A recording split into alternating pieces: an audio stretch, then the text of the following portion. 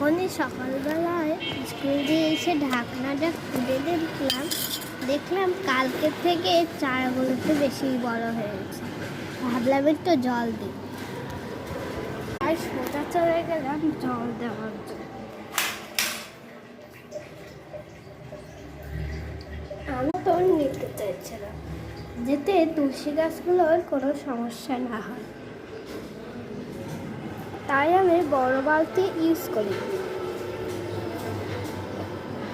তারপর এইভাবে আস্তে আস্তে করে তুলসী গাছকে দিয়ে দিচ্ছি। তুলসী গাছের মুখের ওই পাশটায় যেন না আসে সেটা খেয়াল করবে, যদি আসে এইভাবে করে তুলে নিয়ে নেবে।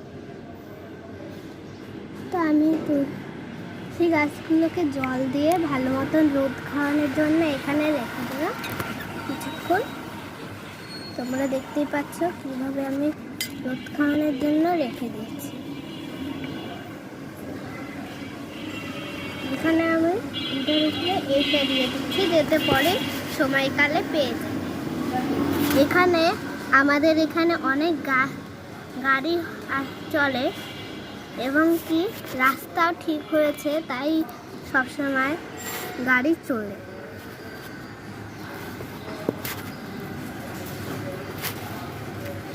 তো দেখলাম কিছুক্ষণ পর হালকা একটু জল কমেছে।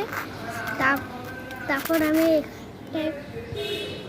এইটা রেখে রোদ খাওয়ানোর জন্য রোদ খাওয়াতে দিয়ে দিলাম। এখন ভাবছিলাম তুলসী গাছটা ঠিক আছে নাকি নেই, কারণ আমি একটু হালকা বেশি জল দিয়েছিলাম। রোদ খাওয়ানোর পরে আমি যখন একটু দেখলাম তেল তেল ভাবটা একটু কমেছে। আগে তো তেল তেল ভাব ছিল। তোমরা যদি ভিডিওটা স্কিপ না করে দেখো তাই দেখবে তেল তেল ভাব ছিল, এখন কি সেটা নাই। এবং আমি এটা একটা কাঠি মানে রাখলি হচ্ছে দেখতে চাচ্ছিলাম,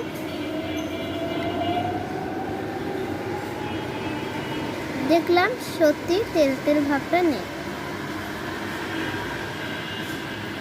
তো এখন আমি মাটিগুলো সমতল করে দিব।